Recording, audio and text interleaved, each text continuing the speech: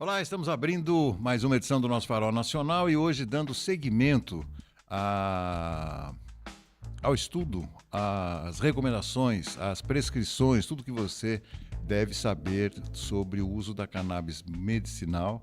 E eu falo aqui com o Renan Justino, que é o presidente da Alicam, mais uma vez, que vem ao nosso Farol Nacional. Renan, muitíssimo bem-vindo ao nosso programa mais uma vez. Um abraço.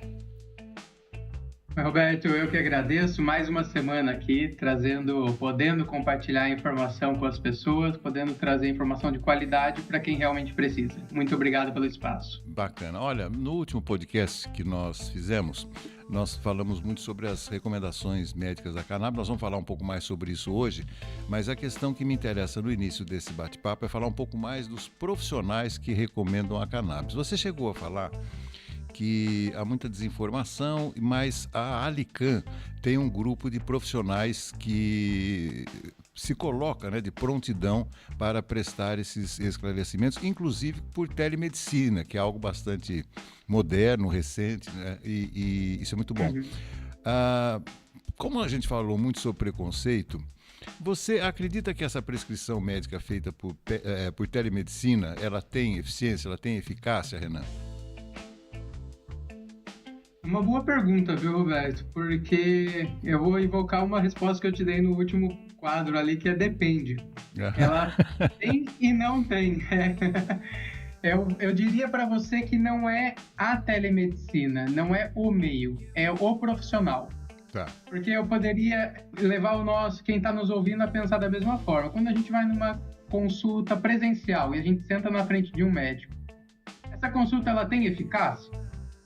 Depende do profissional. Também. Depende de como o profissional enxerga o paciente, como ele enxerga a missão dele enquanto médico, como ele enxerga essa relação de levar a pessoa a ter mais qualidade de vida. É fácil, se não nós mesmos, a gente pode olhar para alguém que está do nosso lado, que já passou por uma experiência de sentar na frente de um médico e ter uma consulta de menos de 5 minutos. Papum, vai lá, tá aqui a receita. Da mesma forma, você tem alguém que já passou por um médico e ficou encantado, porque sentou, às vezes nem é questão de tempo, às vezes a consulta foi rápida, 15, 20 minutos, mas foi atenciosa, o médico ouviu a demanda da pessoa, o médico ouviu o que ela estava querendo dizer, entendeu a queixa dela, conseguiu relacionar isso e colocar ela para um caminho. Eu diria que a telemedicina é a mesma coisa. A telemedicina vai depender qual que é o médico que está te atendendo. Se for um médico que já não tem esses valores no presencial, a consulta via telemedicina também não vai ser muito boa. Se for um médico que tem esses valores e que enxerga o paciente, que enxerga o ser humano para além ali e quer realmente trazer qualidade de vida para ele, vai ser uma ótima consulta. E aí, eu vou abrir um parênteses realmente para puxar a sardinha para a Alicam, porque os médicos que têm à nossa volta, que são parceiros, não simplesmente chegaram e se tornaram parceiros. Nós, internamente, temos essa responsabilidade de oferecer qualidade para o paciente nas diversas questões, seja do próprio óleo, seja do próprio atendimento, seja do atendimento de terceiros que a gente acaba indicando. Então, sim, o médico parceiro que chega na gente, ele tem que compactuar dos valores que a associação tem. Então, falando por nós, posso garantir que a telemedicina não é um problema nesse sentido. Desculpa você bem direto, mas eu acho que vale explorar. Afinal de contas, você é presidente da Alicam, conhece profundamente o assunto e é uma pessoa muito esclarecida. Porque há muitos anos atrás, aqui em Limeira, existia uma profissão que dava emprego para muita gente. A Companhia União fazia açúcar aqui em Limeira. E muita gente trabalhava para descarregar sacos de açúcar dos caminhões. Chegavam ali para carregar, descarregar e tal.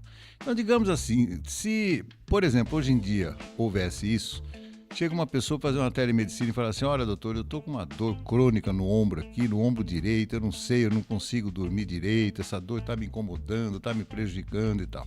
Aí o médico faz aquela investigação.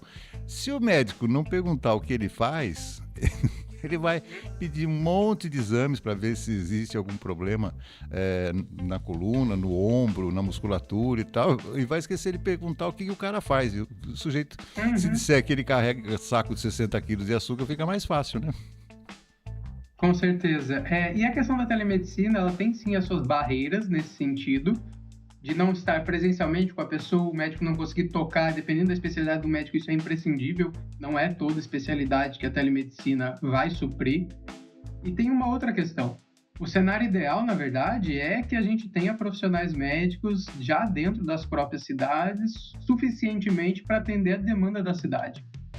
Isso é mais difícil no período em que estamos de cannabis medicinal, porque a quantidade de médicos prescrevendo ainda é baixa em relação à demanda da sociedade, né? Principalmente de médicos capacitados em cidades pequenas. Então, a telemedicina ela entra como um fator de democratizar o acesso. Pensa lá, enquanto eu tive clínica, a gente atendeu pacientes lá em cidadezinha do interior, do Amazonas ou do Acre, cidadezinha de 2.000 habitantes. Ou até mesmo aqui quando a gente pega em Santa Catarina, cidadezinhas pequenas de 2.000, 3.000 habitantes, onde não tem. É difícil encontrar um neurologista muito bem capacitado, um psiquiatra bem capacitado. Não são todas as cidades. E às vezes a gente vive numa cidade grande, a gente esquece dessa realidade do Brasil. O Brasil é muito grande, 5.570 cidades. Então, é uma excelente ferramenta para alguém que está nessas cidades pequenas conseguir consultar com um médico bom de uma cidade maior. Isso sim. Mas cidades, e aí eu vou pegar o exemplo de Limeira. Limeira tem a plena capacidade de ter profissionais que vão atender 100% da demanda da população de Limeira presencialmente. Se não for presencialmente, for por telemedicina, mas as duas pessoas estão em Limeira, o médico e o paciente. E nisso fica o recado novamente, puxando profissionais de saúde de Limeira, em especial médicos, entrem, querem saber mais sobre a capacitação, querem ajuda, como eu direciono meu paciente, para onde eu encaminho ele. Incrível, né, Roberto? É uma curiosidade. Muitos médicos começam a estudar, entendem como prescrever, mas depois ficam confusos na hora de direcionar o paciente. Vai para o lugar A, vai para o lugar B ou vai para o lugar C? Porque o mais comum é vai para a farmácia. Só que quando a gente fala de cannabis, ele pode ir para uma importação, ele pode ir para uma associação, e essa falta de informação do médico, às vezes, deixa ele inseguro para prescrever o que ele já está estudando em como prescrever. Interessante. Então, a gente poder chegar e trocar com esses profissionais é uma parte fundamental de garantir esse acesso também. Eu vou te dar um exemplo prático. Eu tenho um amigo que estudou comigo no grupo. Nós temos uma convivência de quase 50 anos, né? E ele é médico, cardiologista hoje, é professor e tal, amigão meu. Inclusive lá atrás nós fundamos o nosso próprio clube do livro e tal. E esses dias eu fui me submeter a uma consulta dele, fiz os exames e tal, graças a Deus estava tudo em ordem. Eu saí do consultório dele, ele me deu algumas caixinhas, entre elas de uma vitamina B12. E ele falou, isso aqui é bom, bacana e tal. E eu saí de lá e é muito curioso, né? Aí o médico abre a porta, pega umas caixinhas ali, dá pra gente e depois dá a receita para você comprar. Vamos tratar diretamente disso, meu caro Renan. A gente sabe que existe muito comércio na área não da medicina propriamente, mas dos grandes laboratórios. Eles fazem enormes lobbies e tal, e evidentemente eles atuam diretamente com os médicos também. Eu gostaria que você deixasse claro para quem nos acompanha que não é uma fonte de renda para a Lican a indicação e eventual comercialização da cannabis, porque pode ter alguma dúvida, como não é um medicamento barato, mas também não é um medicamento caríssimo, a gente fala assim, mas o médico vai recomendar porque ele vai ganhar alguma coisa, esse negócio não é muito confiável. Vamos deixar bem claro isso, Renan. Claro, com certeza, é uma questão muito válida, inclusive para os próprios médicos. Falando diretamente com a classe médica agora, tá? Porque isso é uma realidade do país. Essa situação que você colocou, onde médicos aceitam incentivos financeiros em troca de prescrição, é uma realidade. Não só do Brasil, uma realidade para além do Brasil. É uma questão do próprio setor de saúde. Tá? No papel da associação aqui, tudo que a associação faz é revertido em prol dos associados na expansão da associação. Esse é o primeiro ponto. Não existe incentivo financeiro para a prescrição. A partir do momento que um associado entra, ele faz ali a sua taxa, paga a sua taxa de associação, paga o equivalente ao que seria aquela medicina nos custos de produção, ele alimenta uma roda em que o acesso a esse medicamento chega a ser 3 vezes mais barato, às vezes, do que um importado e, às vezes, até mais vezes em relação à farmácia. Dá para comparar dois aqui, a gente tem fórmula que às vezes sai por um valor X e na farmácia vai sair por 1.200, enquanto nas associações, até como um todo, não exclusivamente na Lican, vai sair por R$300. R$300 não é barato, só que está muito longe de ser 1.200, que é o que tem na farmácia. Então, isso precisa ser levado em consideração. E falando novamente com a classe médica, e aí em especial dentro do segmento da cannabis medicinal, é um desfavor, na verdade, né? Inclusive a minha monografia da universidade vai nessa direção, é uma questão que eu pesquiso, que a gente chama de custo de transação. E como médico, enquanto um agente que determina para onde o paciente deve seguir, o quanto ele vai gastar, inclusive, ele pode sofrer uma questão que a gente chama de assimetria de informação ou oportunismo. Assimetria de informação, às vezes, é porque ele não tem toda a informação e ele vai mandar a pessoa para um caminho A, enquanto o caminho B era 3 vezes mais barato e melhor. Mas não é de propósito, é porque ele não tem essa informação. Então é impossível ele direcionar a pessoa para o caminho B. Por isso aquela troca de informação com os médicos é muito importante. Até aí tudo bem. A questão B é justamente o que você trouxe, que é o oportunismo. O oportunismo é, eu não vou colocar em primeiro lugar a necessidade desse paciente. Eu tenho outras variáveis, entre elas o incentivo financeiro. Às vezes nem é financeiro, às vezes é viagem. É viagem para fora, é viagem para congresso, é viagem igual a gente tem visto aí na classe jurídica também do país, infelizmente, né? Incentivos financeiros que vão deixar nebulosa o que era para ser muito clara, que é a busca pela qualidade de vida do paciente. Então isso acontece menos dentro da cannabis medicinal, isso acontece menos ainda quando a gente fala de associações. Normalmente, vamos falar de uma pessoa comum, né? Ela vai fazer os seus exames de rotina e tal. Normalmente, acho que o primeiro profissional que a gente procura é o cardiologista, né? Porque o coração realmente é a nossa máquina, né? A gente tem que ter lá em ordem permanentemente. Aí depois, existem outros profissionais, por exemplo, um otorrino, um ortopedista, né? Neurologista, não são... sei lá, estou chutando aqui, né? São aqueles que você só procura, talvez, em caso de alguma patologia que possa indicar aquele profissional. Você tem em mente quais seriam os profissionais da área médica que são mais procurados para efeito de prescrição da cannabis medicinal? Com certeza. Eu vou te dar duas respostas. Tá. Tem os que mais prescrevem e tem os que mais são procurados. São duas coisas diferentes. Os que mais prescrevem são os que têm maior quantidade e é justamente o médico que geralmente as pessoas passam pela primeira vez. E nem vou falar do cardiologista, eu vou falar do próprio clínico geral. Sim. Clínica médica. Às vezes aquele médico não tem nenhuma especialidade específica, ele faz encaminhamentos, mas ele hoje é o profissional que mais prescreve cannabis, justamente pela maior quantidade de pessoas, maior quantidade de profissionais ativos, e porque as pessoas que têm buscado hoje o tratamento, lembra que eu falei insônia e ansiedade? São patologias, são sintomas, às vezes, transversais que a clínica médica consegue dar conta. O clínico geral consegue dar conta, principalmente se ele tem as ferramentas para dar conta. Ele não precisa mandar uma pessoa encaminhamento para um tarja preta ou para um remédio extremamente controlado, com diversos efeitos, se ele domina a ferramenta da cannabis medicinal e outra. Se ele entende que aquela pessoa também tem um perfil para esse tratamento, né? E aí eu não digo nem só um perfil de recomendação, mas um perfil financeiro. Sim. Porque muitos médicos deixam de prescrever porque ainda é caro. E aí, novamente, entra o papel da associação em estabelecer essas parcerias e levar para outras instituições e atender de forma 100% gratuita. Quando não é 100%, é 80% de desconto, 70%, Sim. 90%. A gente fala que a gente não deixa ninguém sem atendimento. A gente vai dar um jeito. inclusive com parcerias médicas para atendimento gratuito, eventualmente.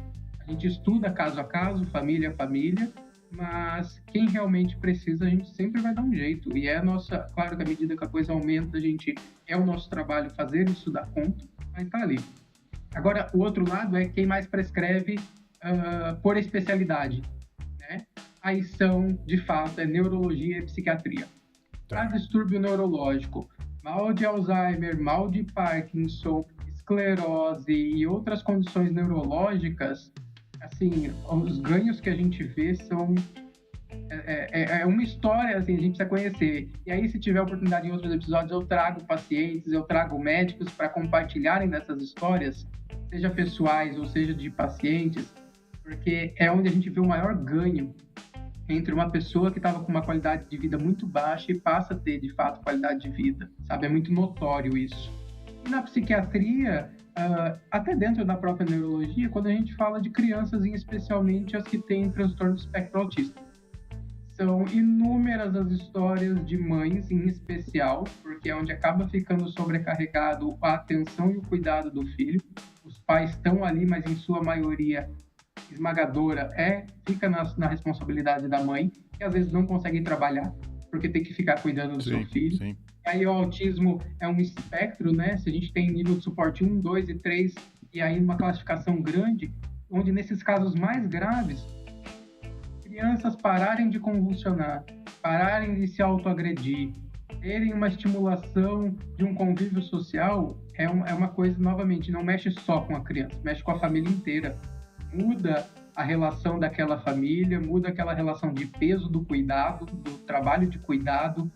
Então, neurologia e psiquiatria vão despontar nesse sentido. Eu aposto muito, e eu bato nisso até o final, que tem duas especialidades que deveriam urgentemente estudar cannabis medicinal mais, que é a geriatria, porque, de forma geral, a cannabis medicinal ela é melhor para a população idosa, de forma geral, e depois a gente pode entrar no porquê disso, e a parte oncológica, que lá fora já é passionado, lá fora a gente já tem a classe médica, principalmente nos Estados Unidos e Canadá, adotando isso como um protocolo mesmo para as pessoas que estão em quimioterapia ou radioterapia, e aqui ainda a nossa classe médica oncológica ela é muito receosa, ela é muito focada em duplo cego, padrão ouro, tipo de pesquisa, e está faltando essa conexão com médicos de fora, sabe? Tá, mas deixa eu te falar, vamos falar um pouquinho de terceira idade. É uma coisa que a gente vê muito no Instagram, né? Aquelas postagens, agora você é livre, você tem mais de 60 anos, faça suas escolhas. Não é bem assim, não é bem assim. A gente tem que fazer as escolhas, uma, de acordo com aquilo que a gente gosta, outra, de acordo com as possibilidades. Você sabe que eu participei muitos anos do Rotary Club aqui em Limeira, do Rotary Club de Limeira Norte. E, enfim, tinha um médico lá, muito amigo meu, aliás, amigo meu até hoje. Eu acho importante você tocar nessa questão do preço, porque esse médico uma vez me confidenciou depois de um jantar do Rotary o seguinte, ele falou, olha, você sabe que o que mais tem frustrado os médicos hoje em dia? Eu falei, o que é? Ele falou, a gente faz a prescrição e a gente sabe que a pessoa não vai comprar. Então, o doente ele não cura, ele não sara, porque ele não vai comprar por falta de recurso financeiro. E isso que você colocou, é uma das bandeiras da associação, é prestar, né, Renan, esse tipo de auxílio, de acolhimento dentro das possibilidades. Isso é muito importante a gente ressaltar, viu, Renan? E aí acho que você toca num ponto que mais me pega enquanto economista, tá, Alberto? Porque eu sou adepto de uma economia circular e social. E a cannabis tem um potencial de não só trazer qualidade de vida e transformar a vida das pessoas, mas a gente tem um potencial de acesso no país hoje. O que eu estou querendo dizer com isso, tá? A política pública ela pode ser feita de duas maneiras. Ela pode ser feita de cima para baixo ou de baixo para cima. Ou a gente parte da federação, estados e depois chega em municípios, ou a gente sobe de municípios, estado e federação. E aí, para ser mais claro no que eu estou querendo dizer, só em judicialização de cannabis medicinal, eu nem estou falando do restante, só de cannabis, a gente já está perto dos 350 milhões de reais gastos pelo Estado brasileiro. Isso é um ônus, assim, gigantesco que poderia estar sendo investido em outras áreas. Por quê? De fato, acesso à saúde é um direito do brasileiro, o brasileiro procura um advogado e entra, seja no município, no estado ou na federação, requerendo esse direito quando ele consegue comprovar que ele não tem essa capacidade.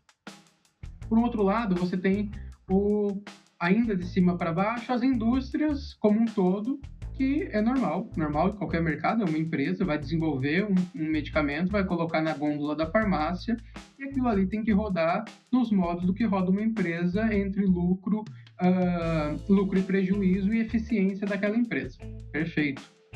A cannabis, quando a gente traz o advento das associações, e esse é o futuro que eu vejo, e é onde está a minha tese, parte do porquê a Lican existe, parte do que o movimento para Limeira está acontecendo e vai acontecer para diversas outras cidades. As cidades têm potencial de serem autônomas nesse tratamento e oferecer esse tratamento para os seus conterrâneos. Vou dar dois exemplos. A própria cidade de Limeira, e se eu pegar uma cidade menor aqui em Santa Catarina, vou pegar Anitápolis, que é uma cidade de 4 mil, 6 mil habitantes. Seja uma cidade de 4 mil, seja uma cidade de 20 mil, seja uma cidade de 50, ou de 100, ou de 200, essas cidades, quando tem uma associação dentro, e essa associação é livre para fazer parceria com a Secretaria de Saúde, com outras instituições, ela dá conta de atender na totalidade a demanda da cidade. Então, sendo uma organização sem fins lucrativos, sendo uma associação voltada com esse caráter de fato promover saúde, existe uma oportunidade hoje, do ponto de vista de política pública, imensa, e tem que ser pelo municipal, não do estadual e federal, de realmente trazer isso quanto comunidade para cada cidade. Eu vejo isso acontecendo, a Anvisa está sinalizando nesse sentido, quando ela regulamenta agora linhas e regras para as associações cultivarem, extraírem e produzirem. E o que a Anvisa não quer são associações que virem empresas ou indústrias que atuem de larga escala. Ela não quer uma associação de Florianópolis que fique atendendo pacientes no estado de São Paulo, no estado do Rio de Janeiro, no estado do Paraná, no Rio Grande do Sul. O atendimento e a produção, ela tem que ser cada vez mais municipalizada. E é isso que eu acredito. Mas aí nós estamos entrando numa área... Aí é cidade. Aí é governo, cidade é cidade. E articulação política que não tem como fugir disso. Qualquer mudança vai passar por articulação política. Não, e a cabeça do político é assim, né? Ele dá preferência para tudo que se reverte em voto, né? Não é necessariamente o bem-estar da população, acesso, à medicina, isso aí é muito comum. Mas vou te falar, viu, Roberto? A gente tem visto várias leis estaduais e agora várias leis municipais, porque é sim, para o político, uma pauta cara. Porque, novamente, né, não é uma questão mais de ideologia. A gente tem diversos políticos de direita aprovando leis de cannabis medicinal nos municípios, diversos. É uma pauta de saúde e o capital político importa, que nem tu falou, né? A gente não está falando de capital financeiro com o político, é capital político mesmo. O que ele está aprovando, como ele está cuidando da cidade, como ele está, de fato, cuidando das pessoas, ou permitindo como que seja feito, né? E isso hoje é uma moeda política grande dentro da cannabis medicinal. Vamos ver o que eu vou encontrar em Limeira aí, mas tô curioso para saber o que eu vou encontrar em Limeira, mas de verdade, assim, pela convicção que eu tenho, pelo bem que a gente faz, e a pauta é uma só, e eu acho que a gente vai encontrar bastante pessoa para colaborar dentro dessa pauta. Não, mas depende do aspecto, você falou muito bem. Se você pega um coronel lá do Nordeste, por exemplo, se ele for convencido que ele pode, através de uma associação da luta pela cannabis medicinal, que ele pode favorecer um extrato considerável da população, é óbvio que ele vai abraçar essa ideia. A questão é você pegar pessoas de mentes mais abertas, né? Porque existe, como nós falamos, aí a desinformação, preconceito, e esse é o nosso papel aqui, o papel do Farol Nacional exatamente é esse, é desmistificar isso. Por falar em desmistificar, vamos voltar à área médica. Você acha que os médicos estão, nós já falamos brevemente sobre isso, estão um pouco distantes disso. Uma das lutas da Lican é também fazer esse chamamento da classe médica para que lutem com a Lican? Com certeza. Não só Não só o chamamento, mas a própria formação. Colocar ele em contato com outros médicos que já prescrevem há anos, que podem trazer casos e compartilhar casos, se aprofundar e aprimorar a própria prática clínica médica. Isso num sentido. Vamos passar por alguns dados rapidamente. No Brasil hoje, cerca de 630, 640 mil médicos, com expectativa de chegar ali em 2030 a 900, 1 milhão de médicos, que já é um problema aí que já está sendo discutido nesse sentido. Mas são 635 mil médicos que já prescreveram cannabis pelo menos alguma vez. A gente vai falar ali cerca de 10%, entre 55 e 65 mil médicos nesse ponto. E que prescrevem cannabis regularmente. Quase que diariamente a gente vai cair ali para 2%. A gente vai falar entre 10 e 15 mil médicos no Brasil. Por isso a telemedicina é tão requisitada, tá? E aí quando eu vou para um outro lado, 60% desses médicos estão no Sudeste, outros 30%, 25% vai estar ali na região Centro-Oeste e Nordeste, e muito pouco na região Norte. Se eu não me engano, não chega a 3% na região Norte, tá? Então, carece. Apesar de a gente hoje ser fácil entrar no Google e conseguir um tratamento, através de nós aqui, entra na Lican, quando a gente dá um passo atrás e olha o tamanho do Brasil, a necessidade do Brasil ainda é muito pouco. Então, sim, o papel da Lican não é só para com os pacientes, é para com os médicos, ajudar na formação, ajudar na troca de informação e na orientação para que ele possa orientar melhor os seus próprios pacientes, com certeza. Renan, semelhantemente ao trabalho da Lican, várias associações se desenvolvem em todo o Brasil. Como é que a Lican se posiciona diante desse mercado de associações? É uma boa pergunta. Hoje a gente está falando de mais ou menos 350 associações no Brasil e esse número vem crescendo todos os dias. Bastante. E vem crescendo todos os dias. Praticamente vem surgindo associações nas cidades, aquilo que a gente falou agora há pouco. Tá. E é importante.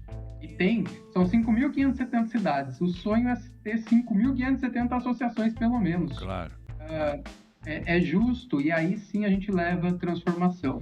Mas a Lican vai se posicionar de uma forma muito clara, até porque todos nós, eu e os outros diretores, têm experiência já do terceiro setor, de ter passado por outras associações, de ver o que funciona e o que não funciona, que a gente entende que são os nossos valores e lutar por eles fielmente.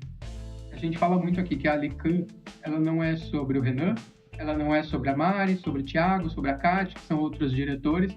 A associação é sobre os associados. A gente está aqui para construir um pilar institucional, de fato uma instituição que sobreviva ao tempo além de nós. Porque vai chegar uma hora que eu não vou ser presidente, outra pessoa vai assumir, mas os valores da associação eles têm que se manter, e é por isso que a gente luta hoje. Tá? Um outro ponto importante é o que mais a associação faz, além de atuar dentro da parte de cannabis medicinal, né? E que é onde as associações vêm tentando cada vez mais abraçar a comunidade. Tem associações que vão ter clínica médica gratuita à sociedade, porque ela consegue financeiramente bancar isso e instala. A gente tem cidades no Rio de Janeiro, assim, tem Ribeirão Pires aí em São Paulo, dentro do ABC Paulista ali, um grande amigo meu, Dr. Laerte, que lutou para instaurar isso dentro da cidade e conseguiu, junto com a classe política de lá, colocar um centro de acolhimento público dentro da cidade em parceria com uma outra associação, que é a Flor da Vida ali de Franca. Então tem essas iniciativas. A Lican, em específico, ela luta e tem como bandeira integrar cannabis medicinal, mas olhar também para a parte de alimentos orgânicos, no sentido de todo o cultivo da Lican estar associado dentro de uma estratégia da Embrapa, que é o Sisteminha, e a gente conseguir ter não só o cultivo de cannabis, mas ter o cultivo de alimentos para serem doados para a sociedade. Então, seja de horta, seja de pomar, seja de carne de frango, ovos, a gente entende que isso está extremamente relacionado, faz parte da saúde e atua também com outras instituições fazendo essas doações. Esse é o nosso objetivo. Renan, vamos falar antes do desfecho desse nosso podcast, falar das medidas regulatórias, né? A gente sabe dos avanços, mas tem muita coisa a ser feita. O que na sua opinião, deve ser priorizado pelas associações em termos de regulamentação?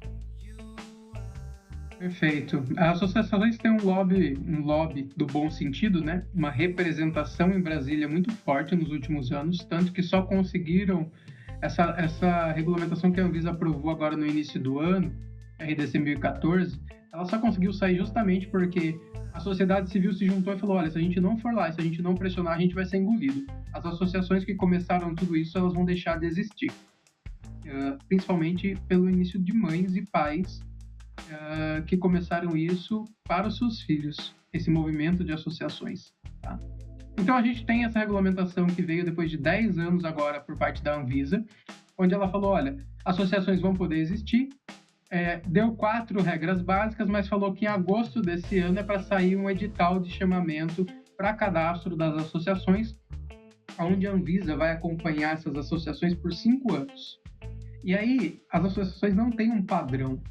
O que é o objetivo da Anvisa? É estar lado a lado com as associações que forem chamadas para dentro desse edital, colher as boas práticas, o que funciona aqui, o que funciona lá, o que funciona numa região, o que não funciona em outra, para a partir dessa coleta de dados, conseguir desenhar uma regulamentação que realmente abranja da melhor forma todas as associações e cria uma regra geral para as associações. Isso não existe por enquanto. Tem o seu lado ruim e tem o seu lado bom. O lado bom é que tem muita margem para se criar, tem muita margem para explorar, diferente de quando uma regulamentação ela é muito fechada, muito justa, né? O lado ruim é a própria insegurança jurídica no sentido de, enquanto não há regulamentação, não significa que regulado está. Significa que pode sofrer repressão policial, pode sofrer repressão política, e aí a gente sempre vai ter que acabar recorrendo ao judiciário como ferramenta de proteção, principalmente. Então, as associações como um todo, primeiro momento, vão entrar com habeas corpus, talvez com uma ação civil pública. Isso vai tender a diminuir agora com a própria regulamentação da Anvisa, né? Então, eu acho que esse é o papel, acima de qualquer coisa, a associação que entra é entender que não é um trabalho leviano. Não dá para abrir uma associação hoje, não dá para ficar à frente de uma associação hoje se os valores dessa associação não forem, de fato, converter em qualidade de vida para a sociedade.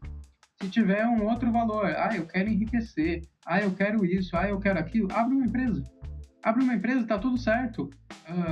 Mas é prejudicial para o movimento associativista hoje esse disfarce de valores entre associações. São pouquíssimas, a maior parte está ali fazendo realmente um trabalho sério, mas eu deixaria essa mensagem, sabe? E aí eu estou falando como uma associação nova, Roberto. Eu não faço parte desse quadro de associações que começaram lá com o mato alto, cortando todo esse mato alto há 10 anos atrás. São as maiores do país. Mas eu respeito muito essa luta e eu acho que todo mundo que entra agora tem que respeitar isso. Bacana, bacana. Poxa, como é bom bater papo com você. Fica muito esclarecido e a gente aprende mais, né? Porque isso que é importante, né? O conhecimento leva a gente melhorar na tomada de decisões, né? Às vezes a minha esposa fala para mim, mas você não ouve mais música, você só ouve notícia, né? O dia inteiro é rádio, é telejornal, não sei o quê. Eu falo, mas eu gosto de me abastecer com notícias porque as minhas tomadas de decisões dependem. Por exemplo, você, do ponto de vista da economia, você está vendo a bagunça no cenário global agora por conta da guerra. E aí os economistas, às vezes, têm que fazer uma indicação para alguém que pede, eles também têm que estar antenados naquilo que está acontecendo no mundo, no Brasil, né? Nós estamos vivendo uma época aí de feiras agrícolas, por exemplo, né? Preço de adubos, insumos, tudo isso deve ser alterado e isso reflete no bolso de todos nós, consumidores, né? E os economistas estão aí para fazer as contas, né, Ana? Com certeza, com certeza. Enfrentar a restrição orçamentária, que a gente chama, né? Tem dinheiro, mas não tem dinheiro para tudo. Então eu tenho que escolher onde eu vou botar o meu dinheiro. E aí eu escolher onde eu vou colocar o meu dinheiro vem a partir das informações que eu tenho, igual tu colocou. E aí se eu tenho que um caminho custa 300 e outro caminho custa 1.200, fica fácil de tomar uma decisão esclarecida a respeito do seu dinheiro, sabe? Sim. Dar valor ao seu dinheiro, e isso só vai vir através da informação de fato, não tem outra forma. E tem a responsabilidade individual de buscar essa informação para não ficar alheio às sugestões de qualquer outra pessoa sem trazer para nós mesmos a responsabilidade das nossas decisões. Eu acredito muito nisso também. Então, não é fácil, não é todo mundo que faz esse exercício, mas é uma coisa que tem que ser todo dia praticada. Melhora a vida em todos os sentidos. Eu volto no exemplo que eu falei no podcast anterior, né, que está em moda hoje, o tal do magnésio, né? Você não vai tomar o magnésio, você vai dormir melhor no outro dia, né, na outra semana, né? É um suplemento, né? E aí a cannabis não é exatamente um suplemento, mas faz parte de um tratamento de médio e longo prazo. Isso é importante a gente deixar muito claro também. E vai depender dos resultados, ajuste de dosagem, tudo isso que a gente tem conversado por aqui. Bom, para a gente encerrar, meu amigo, se você tivesse que definir qual o momento da utilização da cannabis medicinal aqui no Brasil? A gente está vivendo aqui hoje o início da curva de adoção das pessoas. Fazendo de uma forma mais clara, assim, eu diria que é um momento de ouro, entre aspas, porque é o início da história. A gente está vendo a história sendo escrita, essa mudança de um estado de proibição total, até da negação do ponto de vista medicinal, a adoção do ponto de vista medicinal e isso adentrando na população. A gente está vivendo exatamente esse momento. Para deixar isso muito claro, é só a gente lembrar ali. Eu falei no episódio anterior de 870 mil pessoas utilizando cannabis no Brasil hoje. Nos Estados Unidos isso está beirando ali, se eu não me engano, salvo engano, 8 milhões de pessoas. E quando a gente volta para o Brasil, esses números de 800 mil pessoas, ele vem sendo construído principalmente nos últimos 5 anos. Só em 2024 eram 600 mil pessoas, teve um aumento de 20% a 30% de um ano para o outro. E aí quando a gente olha para frente, naquilo que a gente também comentou no episódio anterior, qual que é o potencial? Dentro da classe das doenças mais graves, a gente está falando em 3 milhões, quase 4 milhões de pessoas. Entre as transversais, os sintomas de insônia, ansiedade, dor crônica, burnout, a gente vai lá para 60, 70 milhões de pessoas. Então, é um momento de história, é um momento muito bom de estar fazendo parte disso. Eu diria para os pacientes, para quem está à frente da associação, os diretores e movimentando a sociedade nesse sentido, mas principalmente para a classe médica. Principalmente para a classe médica que está num momento de não perder o timing, porque à medida que a população sabe, conhece e quer, ela vai no médico e vai perguntar. Se o médico não souber, também, ou se ele sair pela tangente, ou ele vai indicar alguém que sabe, ou essa pessoa simplesmente vai procurar um médico que saiba. Então, tá na hora ali, e é um desafio para os médicos, viu, Roberto? Porque eles não tiveram isso na faculdade. Isso está sendo inserido na grade das faculdades agora, porque é recente, a descoberta é recente. Então, todo mundo que já é formado tem que correr atrás de especialização, porque não teve essa base na faculdade. Mas a base está aí. Desculpa, sim. Renan, mas aí volta aquilo que a gente já falou, né? Quando o médico também não perceber que, enquanto ele não perceber os benefícios que ele pode dar para o paciente dele, mas que não vai ter necessariamente os benefícios que ele recebe das grandes farmacêuticas, das grandes indústrias, ele tem que fazer essa ponderação com justiça interior também, né? Com certeza. E não vão ser todos. A gente nem tem essa expectativa, é ilusório, é utópico achar que quem já está esse lado da força ruim aí, que está se desviando por interesse financeiro, vai colocar a mão na consciência e vai... Não temos zero expectativa em relação a isso. A expectativa é de quem não é dessa forma, mas não conhece.